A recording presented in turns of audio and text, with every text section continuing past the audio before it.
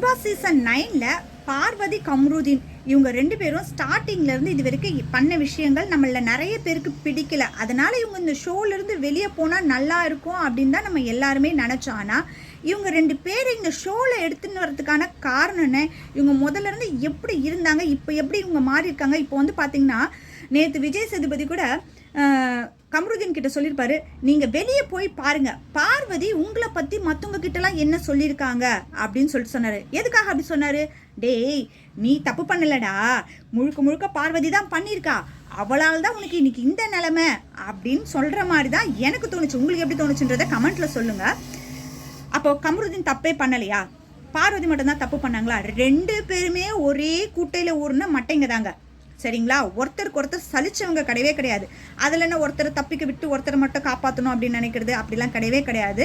2 பேருமே ஒரே மாதிரி ஆட்கள் தான். இவங்களுக்கு எதுக்காக பிக் பாஸ்ல பொறுக்கி போட்டாங்க அப்படின்றத நம்ம முதல்ல தெரிஞ்சுக்கணும்.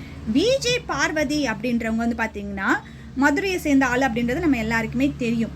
இவங்களோட வீடியோஸ், இவங்க பெரும்பாலும் வந்து வீடியோஸ்க்கு கூப்பிட்றதுக்கான காரணம் என்ன அப்படின்னு பார்த்தீங்கன்னா, ஒரு சில விஷயங்களை எந்த இடம் அப்படின்னு கூட பார்க்காம தெளிவாக பேசுவாங்க. எப்படி? உதாரணத்துக்கு சொல்கிறேன் பாருங்களேன். ஒருத்தர்கிட்ட வந்து ஒரு பேட்டி எடுக்கிற மாதிரி போகும்பொழுது நீங்கள் காண்டம் போடுவீங்களா அப்படின்னு சொல்லி டக்குன்னு கேட்டுருவாங்க. ஆனால் இதை வந்து ஒரு சிலர் வந்து கேட்கறதுக்கு கூச்சப்படுவாங்க. இதெல்லாமா ஒரு இதில் வந்து போய் கேட்கணும் அப்படின்னும் பொழுது இவங்க அது மாதிரி விஷயங்கள்லாம் ஐ டோன்ட் கேர் அப்படின்னு நினைக்கக்கூடியவங்க இந்த விஷயம் மூலமாக தான் கொஞ்சம் கொஞ்சமாக இவங்க நாள்பட வெளியே எல்லார்கிட்டையுமே பிரபலமானாங்க. இப்போ ஒரு சிலருக்கு வந்து பேட்டி எடுக்கிறதாக இருந்தால் ஒரு சில விஷயங்களை கேட்கறதுக்கு கொஞ்சம் கூச்சப்படுவாங்க. இவங்க இவ்வளோ ஒரு பிரபலமாக இருக்காங்க, இவங்ககிட்ட இந்த கேள்வி கேட்டால் பதில் சொல்லுவாங்களா மாட்டாங்களா அப்படின்லாம் யோசிக்கும் பொழுது அந்த விஷயத்த இவங்க வந்து டக்குன்னு கேட்கும் பொழுது ஒரு சிலர் வந்து பதில் சொல்லுவாங்க. ஓகே, அப்போ அதுக்கு பார்வதி சரியான ஆள். எதுக்கு?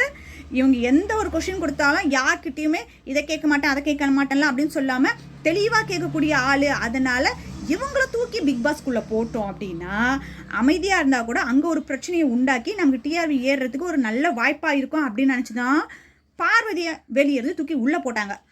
கம்ருதீன் வந்து பார்த்தீங்கன்னா விஜய் டிவியில் ஒரு சில சீரியல்ஸ்லாம் பண்ணிட்டு இருந்தவர். ரீசெண்டாக தான் அவங்களோட அம்மா இறந்து போயிட்டாங்க, ஓகேங்களா? பெரும்பாலும் பிக் பாஸில் வந்து பார்த்தீங்கன்னா விஜய் டிவியில் ஒர்க் பண்ணுறவங்களுக்கு தூக்கி பொறுக்கி போடுறது எப்பவுமே வழக்கம் தான். அது மாதிரி தான் அவர் எடுத்தாங்க. ஆனால் இவர் வந்து சீரியலில் நடிக்கிற மாதிரி அதே மாதிரி குணத்தோடு தான் இருப்பாரா அப்படின்னு பார்த்தீங்கன்னா அவர் கூட ஒர்க் பண்ணவங்க, அவங்க கூட ஒர்க் பண்ணது வந்து பார்த்தீங்கன்னா திவ்யா ஒர்க் பண்ணியிருக்காங்க, ஆதிரை ஒர்க் பண்ணியிருக்காங்க. இவங்க எல்லாருமே பெண்கள் விஷயத்தில் இவர் எப்படி நடந்திருப்பாரு அப்படின்றத பிக் பாஸ் நிகழ்ச்சியிலேயே சொல்லியிருப்பாங்க. அப்போது பார்வதி கம்ருதீன் 2 பேருமே எது மாதிரி கேரக்டராக இருந்து பிக் பாஸ்குள்ளே வந்திருக்காங்க. அப்போ இவங்களால என்ன கிடைக்கும் அப்படின்றது இப்போ நமக்கு தெரிஞ்சிருச்சா?